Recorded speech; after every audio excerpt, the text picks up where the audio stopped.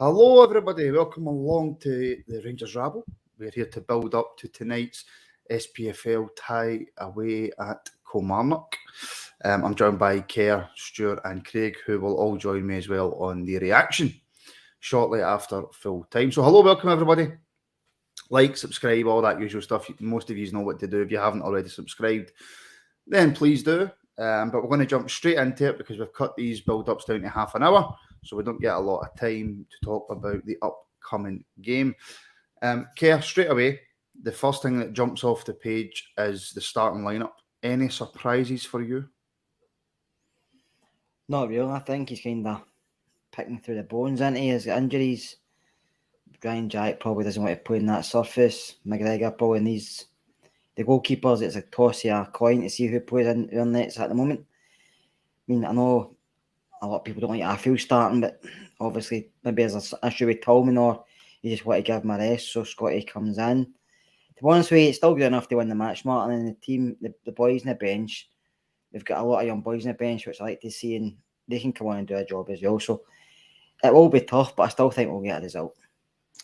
Right, let's get rid of the elephant in the room, Stuart, shall we? We've discussed this on this show, I don't know how many times, and it would appear to me that it's a lottery. I think who's going to play in goal? Is it going to be McLaughlin? Is it going to be McGregor? I don't want to dwell on this too long. He's picked McLaughlin. What do you think the manager's thoughts are when going to choose a goalkeeper? Because I have no idea. I genuinely think this is similar to the Dundee United game when McLaughlin came in. I think Kelly's best chance against us is set pieces. And I think you've got more chance of McLaughlin coming off his line and going to gathering the ball. So I think he is now looking at, I think he said it, McGregor is his number one, but I think there'll be certain games against certain teams that McLaughlin will come in, and that's because he comes off his line. Quite possibly, actually. But I mean, you need that in every game, do you not? Really? It's... Listen, there's plenty of time in the future to discuss the goalkeeping situation, because we could be here all night trying to figure out Beale's decisions for picking McGregor or McLaughlin or even McCrory, who he said he's going to give minutes to. But anyway, we won't dwell on that, Craig. The one thing I do like, regardless of each individual person's thoughts on Barisic, is that it is the same defence, that each one of them are getting more and more minutes together. Obviously, especially Goldson and Davies. Yeah, obviously there's some necessity to it. Obviously, we haven't really got other options, but it is good mainly for Goldson and Davies to get more games together, more cohesion. They were looking very good before Goldson got injured, and obviously then we've had to sort of deal with chopping and changing and no centre-backs at certain points. But yeah, the more games Goldson and Davies play, the better. The only thing I would be wary about tonight is I thought Davies may not play because of the pitch, but obviously the manager's made that decision. Is that like what Craig says then? Is Craig just taking away my optimism, Kerr, as most of you normally do? Is it necessity then that Goldson and Davies start again tonight? To be honest with you, I don't think you'd risk him if he didn't think he could play in the surface, because we know he's had injury problems since he's came, so I think it would be a bigger risk playing him for him to get injured than leaving him out. So I think Michael Beale's probably assessed it, spoke with the player, maybe spoke with medical staff at Sayre and said, listen, can he play this? And probably Ben Davies says I can, and they'll probably assess something. They've probably assessed all the risks and said, right, we'll just play you, because he could easily have brought in King or James Sands, do you know what I mean? So I think he just probably thought it's fine, we'll just keep it together, because they have building up a good partnership and they are starting to play well together. Well, just after we discuss the starting lineup, we'll go on to maybe discuss why Goldson and Davies are starting, because Kerry, I know you had a few thoughts before we came on. Stuart, the big noticeable difference for me is that midfield three. Tillman on the bench, which is a surprise for me. It's a big surprise. But Kamara, Lundstrom and Arfield, is that a midfield three that you're comfortable with, or does that worry you slightly? Worries me slightly, I must admit. But I do feel their lack of options at the moment are playing a part in this. I thought Kamara was a certainty to come in. Jack, we know, played the full game at the weekend. this pitch again, I just didn't think there was a chance of that. The Tillman one slightly surprised me in terms of it kind of goes against the grain from what Beale has done recently in terms of he's went attacking with his midfield. Now we know Arfield can get forward and score goals, but he will give you that. He's probably more defensively minded than Tillman. But again, Tillman's a young boy, and again, how often has he played 3 games in 6 days? Would it be at this level? Maybe never. So again, is that just a case of just giving him a bit of break? One of the things I'm surprised though that Tillman might not start is I think he's better in the air than Arfield. So, you know, again, at set pieces, I think he would give us a bit more protection, but he might have a knock. He might be in a bit of this red zone that they talk about. But again, as Kerr had mentioned, I still think there's enough there for us to get a result tonight. The surprise for me in that midfield, Craig, was that Lundstrom kept his place. Not massively because of performances, because he's been okay. He's just not been great. But what we've been hearing that he's been playing through the kind of injury barrier. But as the manager's thinking then more along the lines of, well, if I take Lundstrom out and bring in Arfield, then I'm going to be a bit light defensively. Yeah, I think it was difficult. If he's going to take Ryan Jack out and he's going to take Tillman out, then taking out Lundstrom takes away that whole continuity in the midfield. 3 completely new players that maybe haven't played before. I mean, the only option would have been James Sands to come in instead of Lundstrom, or play Kamara more central and keep Tillman in. And then either way, you've got 3 players who maybe haven't had a lot of game time together going into a brand new game. I think he had to keep one of the 3. And obviously he's chosen for bigger reasons than Lundstrom to keep Lundstrom in. Now, I would have given him a rest, but that's why I'm not the manager. Well, no. Kerr, it was just along the lines of Lundstrom. Lundstrom has clearly been struggling with something. I thought that with the run of games he's had, that he would have been rested. But then I suppose you wouldn't be bringing Arfield in. You would then maybe be looking at bringing Sands in for Lundstrom. And maybe I'm just taking what the manager's saying the wrong way, and I'm adding 2 and 2 together and I'm getting 18. But the way that he said in his press conference that Sands is back in the squad makes me kind of think that Sands isn't really part of his plans. I don't know if he was injured. I thought he was injured. That's why he was missing from the squad. So correct me if I'm wrong, but I don't think he probably is part of the plans going forward, Martin, to be honest with you. And I don't think John's been playing that well recently, but he's not been playing bad. He's just been kind of been steady, isn't he? And it's probably because he has been an injury, so he's playing through the pain barrier, which at least he's playing through the pain barrier. Some players don't nowadays. Mm-hmm. So, to be honest with you, when you look at Kilmarnock's midfield, they've got Alan Power, who's slower than me, and they've got Liam Polworth and Rory McKenzie. I mean, Polworth gets about, but he's not got a lot of quality. McKenzie's a decent footballer, but they 3 shouldn't be anybody really be overpowering our midfield. Do you know what I mean? Especially experience we've got in the football players we've got, Lundstrom, Kamara, and Arfield. I mean, the boys are better than the 3 Kilmarnock boys. So I think we're kind of splitting feathers. I think even though we're missing some players, they 3 are quality compared to the 3 Kilmarnock we've got. But it's just down to attitude tonight. You know what I mean? So depends who's up for the challenge.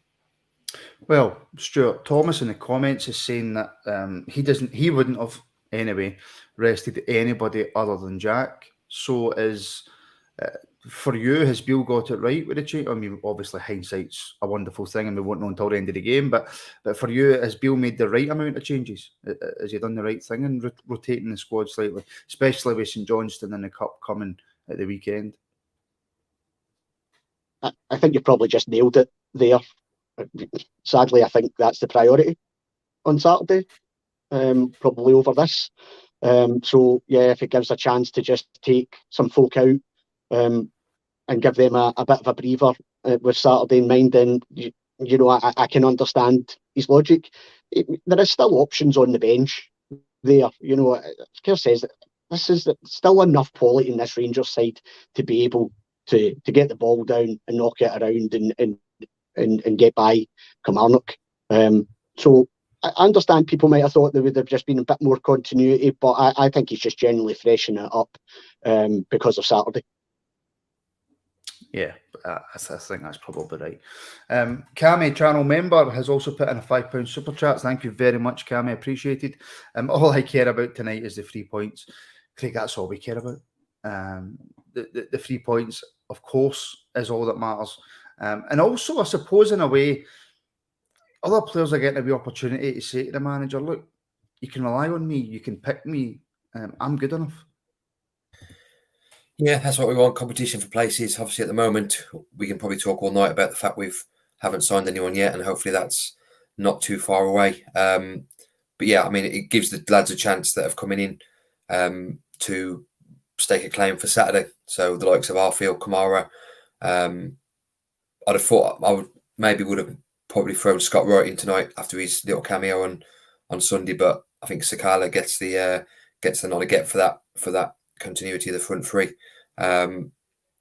What my ideal scenario would be to be 2 or 3 goals up just after half time, and then make a few swaps to give the likes of Lundstrom a rest and Tavernier a respite ahead of Saturday. Don't want to push them for the whole 90 minutes if we don't have to. Channel legend, the Batch, John Batchelor, 449 super chat, as always, John. Greatly appreciated. M66CBH, I'm going to guess that's his Reggie plate, right? But it's just a guess. It's just an absolute guess. Now, Kerr, we're going to hear this probably for every game that Lowry's not in the team. But a lot of folks saying Lowry should start, but I'd be happier to see McCann start, to be honest. There is a lot of youth on that bench, Kerr, and one thing that we were talking about before we came on was this is not going to be an easy game. This quite possibly isn't a game that you chuck 2 or 3 youngsters into, is it? I wouldn't bother me if he didn't play, to be honest with you, Martin. I mean, I've seen Cully a few times. There's a decent side. They do what they do. They're a Derek McInnes side. When you watch them, you know they play under. You play a Derek McInnes way of football, which I'm not disrespecting Derek, but that's how he plays, and they put in a lot of effort. They try and get forward quick, but they as you can see, they've got Big Fazell up front and Doyle, so they like to set pieces and they like the long balls. So, I mean, McCann done well. He came on at the semi-final, didn't he? He had to bring him on, and Charlie done well. Charlie likes to get stuck in, but I like Lowry might have, if he started tonight or comes on, he might do really well because, as Wally mentioned before, all these youth academy guys play National Tough Pitch Crease constantly, so they're used to playing it. So he could probably started tonight and played really well because they're used to the surface, whereas some of the other boys don't like it. Do you know that way? So, I mean, Are you surprised, Kerr? Are you surprised, Kerr, that Lowry or McCann never maybe got a start tonight? Not really. No, with the way Bill's been picking the players, but I'm surprised he's not giving more of a game time, especially Lowry. And I just feel when he came out the other week and said Lowry's not going out on loan, he's going to stay. But you only want to keep him if you're going to use him. And it doesn't mean 5 minutes here, 10 minutes there. Because Stephen Gerrard done the same thing with Stephen Kelly and eventually released him. Do you know what I mean? He didn't stop him getting on loan, kept him for nearly a full season, never gave the boy a chance. I don't want to see that happen to young Alex because Alex is a boy where he needs to play football. They all do, but he needs to play football because we know he's got a lot of talent. And if it's not for us, he deserves to show off somewhere. Do you know what I mean? There's no point keeping him locked up and saying, listen, you can train every week, but you can sit on the bench because nobody wants to do that. So hopefully between now and the end of the season, he gets game time, but I have my doubts. And Stuart, just quickly on the front three, Kent and Morelos, I think you can't really argue because we don't have another striker. So Morelos is the only one who can play. Kent obviously in sparkling form, there's no way you can drop him. And for me, Sakala, regardless of the options that we've got, whether we have a lot or we have none, right now Sakala's undroppable, isn't he? Yeah, I mean, I think it would have been harsh if Sakala doesn't start tonight. He frustrates. He frustrates. I don't know if a Rangers fan that it doesn't frustrate, but he does give us something different. He's got a bit of chaos about him. He makes runs that no other Rangers player makes. You know, not that I think Kelly will be pressing high or anything like that, but he can get in behind, etc. So yeah, I mean, it would have been harsh, given he's in decent goal scoring form and all. And would you bet against him scoring another world day today? I don't know if I would. I wouldn't bet against him beating a man, but I'd bet for him scoring for 60 yards. That's the kind of player Sakala is. Quick question for Gaz. Gaz, Martin, is there any news on if we're getting a new striker? I've heard nothing. I don't know about you boys, but I've heard absolutely nothing on a striker. So, and I know Rangers like to try and keep it close to their chest. So I've heard absolutely nothing. A big thing tonight, Craig, is Lewis Mayo, who obviously plays right back for Kilmarnock on loan from us. He's had a really, really good season so far, one of Kilmarnock's better players by all accounts. He won't be playing tonight, so that weakens them. Because I didn't watch the game, but the reports I heard from Kilmarnock's semi-final against the other side of the city, they certainly gave it a go, and there were no pushovers. No, I mean, you'd expect them to not do that in a semi-final. You'd expect them to have a go and go for it. At the end of the day, it's a 90-minute game. Stranger things happen that they can get a result and get through.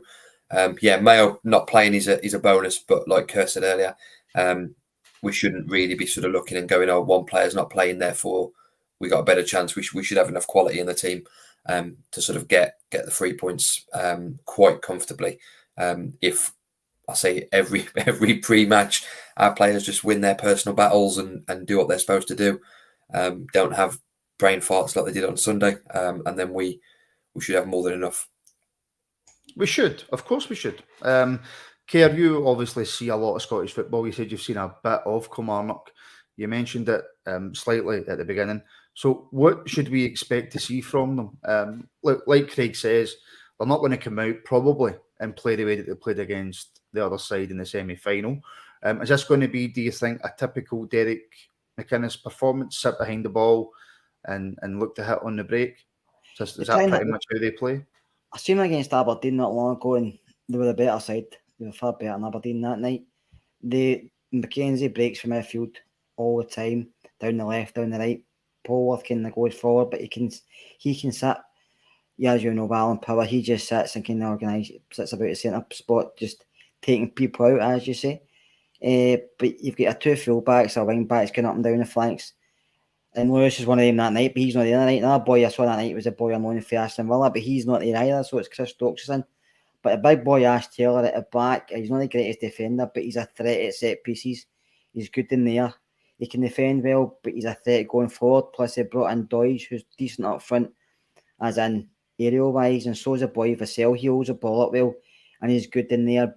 But Doige and Vassell, they're not very pacey, so they're not going to beat us for pace up front, but they're physical and they're good in there. So I don't know if that's a battle Davis and Golson are going to be looking forward to, because I know they like to play a lot of football, they too, whereas these two boys like a bit of physical side and they like the ball in there. So it'll be interesting to see. Well, I don't know. It depends on how the game starts and how we do in the first half, but I'll come around in a wee minute. The Trying Scotsman £2 super chat, thank you so much, helping to support the podcast. I will quickly remind you all again, if you're watching on YouTube, please do like and subscribe. Likes help share the video through the algorithm that is YouTube, and subscribers help also the algorithm that is YouTube. And if you enjoy the content, you can become a member, get access to extra shows, join the WhatsApp group, get all the updates through that as well. Give us a follow on all the social media stuff. All the links are in the description. Okay, just before I go to Stu, in fact, I better say Stuart in case Stuart and Stu are on the same show. So just before I go to Stuart, Big Kyle Lafferty. My worry is always ex-players coming back to haunt us. And he is certainly one. Obviously, look, he's been banned for a while. He'll be desperate to make some kind of impact. And that's my worry. Listen, he's a footballer. He's going to go, if he comes on the park, he'll try and do his job, won't he? And the only thing is, Martin, he's been out for a while, so he will be behind the pace of the game. I think that's how he's not starting tonight. But he's another guy who, I know he's tall, but he's not the greatest in there, Kyle, is he? But he's good in the ground and he can come up with a goal. We know some of the quality he has at times. He can be a hit and miss these days, but he's still got a bit of quality he can finish. So Rangers just have to be sharper, be quicker, be more focused, and like Craig said, win their personal battles. If everybody does their job, then we win. It's if we drop down to the way they play, and we'll make it a battle for ourselves. And the only people that can beat Rangers tonight is Rangers. Kilmarnock, even if Kilmarnock play, everybody in their team does really well. it's still down to Rangers if they want to lose this, because we've got better players, you can see that, but they have to show it. They just can't turn up and expect the result. They have to go into the park for the first whistle and prove they want the 3 points. I'm sure they want the 3 points. From the first whistle, Stuart, we cannot have any more. I mean, we probably can and come back and win, right? But just for my own personal health, we have to stop these sluggish first halves. 100%. I think result-wise, under Beale, obviously it's been excellent, but I think what he'll be looking for is just a more of a consistent performance across the 90. And what we can't do is go behind again, because eventually that is going to bite us in the arse. You know, if going behind, you know, if we're on top, and we were on top at the weekend, but we didn't take advantage, if we're on top, get a goal, and I'm always a firm believer that then the second goal is the most important, because I think that pretty much kills the game. But yeah, a more consistent performance, and it has to be from the first minute. And I heard Beale just before we came on air, and he pretty much said that he wants them at it from the first minute. So I think it's been pretty clear he's been drilling that into him. As TT says, Craig, I want a stress-free game. I feel like I can't remember the last time I had a stress-free game. But it all depends on how we start. This has been probably the only issue for me anyway under Beale, and I don't lay the blame anywhere near Beale, because Beale's only working with the players that he's been left and the players' mentalities that he's been left. But like Stuart says, we have to start games better. Do you know what? That's not even fair, because sometimes we do start well and for about 5 or 10 minutes, and then it seems to go Pete Tong, and then second half we pick up. But am I asking too much for a full 90-minute performance this early into Beale's managerial career? No, not too much at all. I said on the reaction on Sunday, I think I aged about 10 years in that 2 hours we were watching the game Sunday. It was awful at times. Yeah, just start. I had to stand for that 2 hours. Yeah, just start well. Start well, and while we are starting well, be on top and get a goal. Like Stuart said, get the first goal while we're on top. Kilmarnock aren't gonna beat us quality wise for far too long. There's too many of that squad, in my opinion, that go into some of these games with the it's only Kilmarnock mentality. It's all right, we'll turn up in a minute and we'll beat them, and that doesn't work. You've got to be at it from minute one, and you've got to be on your game. You can't let it slip even a little bit, because there was the moments like we had on Sunday and times in the past. So they've got to be at it. No passengers. Nobody getting sort of below 7, 8 out of 10. We can't really have anyone dropping. No, we can't. Just before we go, Keir, the biggest issue I see with this team that he's put out tonight, if we take it from midfield forward, so Kamara, Lundstrom, Arfield, Sakala, Kent, Morelos. So apart from Sakala, Morelos, maybe Arfield, I don't see a lot of goals in that team. And in fact, I don't see a lot of goals in that team, and I'm including Morelos in that. Yeah, I can be a worry, because you look at it. I mean, Scotty can come up with a goal or two, can't he, at times, because he likes to get forward, but usually scores the harder ones. Scotty, Sakala's a hit and miss. Morelos, Alfie, he's never been the best goal scorer, Alfie, but because his game's lacking as well now, he's struggling. Kent's the same. Kent should be giving you more goals, even though he's been playing really well. I mean, everybody's going to have to start chipping in, because at times we were seeing through games because Tav was chipping in quite a lot, but that seems to have been on the decline because of the way we've been playing. Borner's, I don't think Borner's hit one in a while, so we're going to have to start, Martin. We're going to have to start shooting more, taking the chances when we create them, because we do create chances. I mean, every game we play, we always create more chances than our side usually, so we have to start taking them. It's not just the starting lineup. If we're looking at the bench, there's not a massive amount of goals on that. And look, I don't want to finish this on a negative, but unfortunately I am. And I hope to God that Morelos gets a hat-trick, Fashion scores 5, Goldson scores 2 overhead kicks and makes me look like an idiot. There's not a massive amount of goals on that bench either, Keir. There's not. So that's where we have to Beale in the the scouting staff and Ross Wilson's got to be looking at a striker, but every team in the world wants a striker who scores goals. Obviously, Cholak's injured, so he's no Cholak's not fit to play, so he's not even been left out. He's been left. He's can't be included. Sorry, so they're going to have to step up, Martin. They're professional football players. You've seen the goals Kent scored against Celtic last year. He was doing more. Sakala, I think Sakala will score tonight. Alfie has to start putting more on target right enough. And in midfield, Kamara and Lundstrom, they come up with the odd one at times, but yeah, Arfield's probably your best bit out of three. Maybe get a goal into because the way he goes forward. But I agree with you. There's not a lot of goals in the team, but if they can get one or two, that should be enough. Listen, slightly surprised, Martin. Slightly surprised that there's no youngster on the bench striker. No, he did kind of allude to that in his press conference yesterday, that it was time for them to step up in the B game, and they all did, because they all scored, and they're not even on the bench. I know that is the only worry for me going into this game tonight, because I don't think it's going to be easy. I hope it is. I hope we win 18-0, but I'm not sure it's going to be that much of an easy game, and I don't see a lot of goals. But still, we will still win. Of course, we'll still win. Craig, give me a prediction before we go. I don't want Goldson to score any goals. I want him to save a few, actually. I'm going to go for 3-0 Rangers, and I'm going to book the trend of his loop of consistently playing awful from the start, and I'm going to go Scotty Arfield first goal. Okay. 2-1, Kamara to score first. 2-1 to Rangers. He's such a... Oh, honestly, see that, man? Stuart? 2-0 Rangers for me. First goal scorer. I said the same to you on Sunday. 2-1 Aberdeen. 2-1 Rangers, but Aberdeen was scored, didn't I? So I'm sticking with my reverse psychology. Stuart, first goal scorer. Morelos to get one and get back on like back.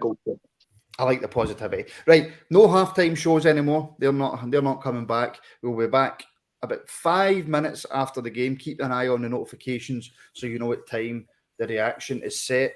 Like Melanie says, teams are in the tunnel. Okie doke, that means that we're going to go. So Kerr, Craig, Stuart, thank you very much. Thank you to everybody in the comments. Thank you to everybody who put in a super chat. Thank you to everybody who watches. Like, subscribe, all that nonsense. Enjoy the game, and we'll see you straight after the full-time whistle.